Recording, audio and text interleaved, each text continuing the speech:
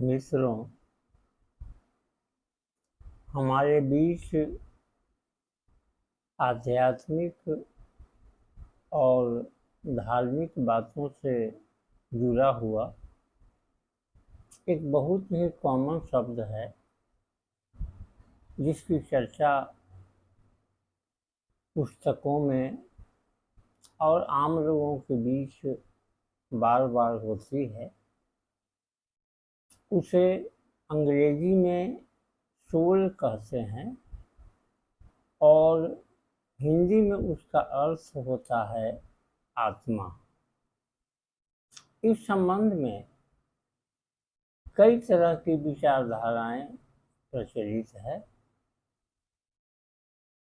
और इस संबंध में पहली जो विचारधारा है वह मिस्र, ग्रीक और भारतीय परंपरा या संस्कृति से मिलती जुलती धारणा है, जिसके अंतर्गत यह माना जाता है कि हर मनुष्य में आत्मा का वास होता है, लेकिन यह शरीर से अलग होता है। शरीर नश्वर है और आत्मा अमर है।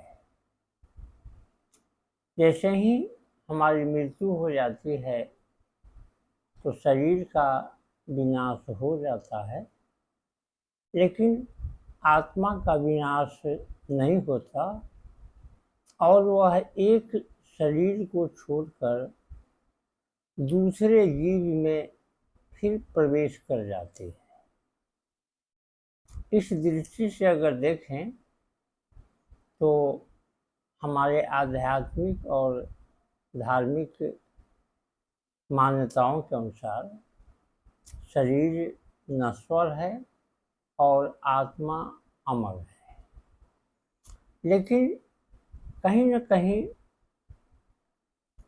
शरीर से आत्मा का अन्योन्याश्रय संबंध होता है और आत्मा एक चेतना का नाम है, एक दीपक है जो जीवन भर इस शरीर को प्रकाशमान रखती है, जलाए रखती है और हमारे जो भी विकास होते हैं जीवन में, चाहे वह नैतिक हो, व्यक्तिगत हो या आध्यात्मिक हो, धार्मिक हो, सबों के लिए हमारी आत्मा ही रिस्पॉन्सिबल होती है। इसी से हमारी पहचान जुड़ी होती है, हमारे व्यक्तित्व का विकास, हमारी चेतना सब आत्मा के कारण ही होती है। इस संबंध में दूसरी अवधारणा है जो मुख्य रूप से क्रिश्चियनिटी, यहूदी और इस्लाम में पाई जाती है।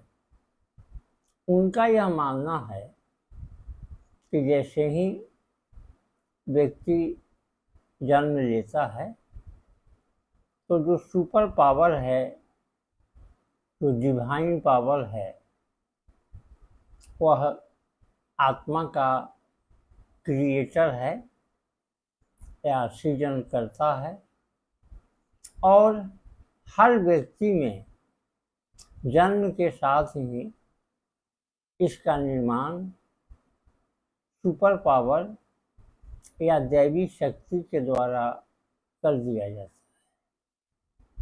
हालांकि वो भी इस बात को मानते हैं कि व्यक्ति का विकास, व्यक्ति का नैतिक होना, अनैतिक होना, उसमें मूल्यों का रहना, नहीं रहना, कम रहना, अधिक रहना, ये जितनी सारी बातें हैं वे सब उस आत्मा के कारण ही होती है, चाहे व्यक्ति का व्यक्तिगत विकास हो, नैतिक विकास हो या धार्मिक विकास हो, सब आत्मा या सोल के कारण ही होते हैं। और इन सारे विकासों के लिए आत्मा ही रिस्पॉन्सिबल होती है।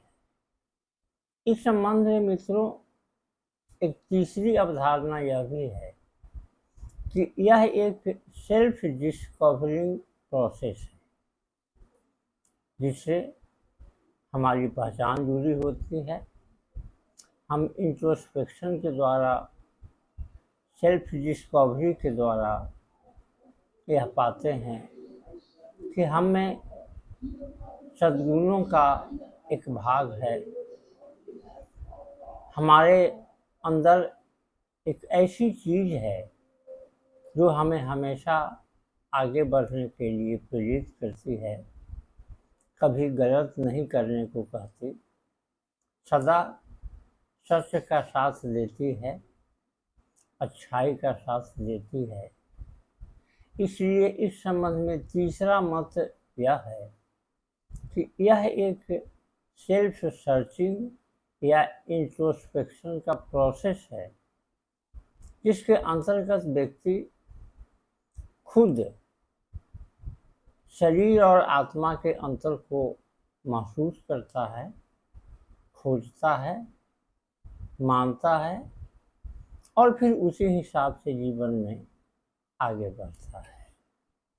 लेकिन इन तीनों विचारधाराओं के अनुसार कहीं न कहीं आत्मा के अस्तित्व को हम स्वीकार करते हैं और जीवन में हम जो भी प्रगति करते हैं, चाहे वह व्यक्तिगत स्तर पर हो, धार्मिक स्तर पर हो, नैतिक स्तर पर हो, आध्यात्मिक स्तर पर हो, ये सब आत्मा की ही देन है। और उससे जो हमें रोशनी मिलती है, जो हमें इनलाइटनमेंट मिलता है, उसी के कारण हम जीवन में इस प्रकार आगे बढ़ पाते हैं। अब इसमें अंतिम बात यह है कि जो मानवता है उससे इसका क्या संबंध है। आत्मा का संबंध मानवता से भी बहुत ही गहरा है और इस संबंध में भी कई विचारधाराएं हैं। पहली विचारधारा का यह मानना है, जिसके निकट भारतीय संस्कृति और धार्मिक विचार भी आते हैं, कि आत्मा और परमात्मा दोनों एक ही हैं और इन दोनों में यूनिटी है। और आत्मा हमेशा यह प्रयास करती है कि वह परमात्मा के साथ मिले, परमात्मा से एकाकार हो। इसलिए पहली जो अवधारणा है वह यूनिटी की अवधारणा है। इस संबंध में दूसरी अवधारणा भी है, जिसे कई धर्मावलंबी मानते हैं।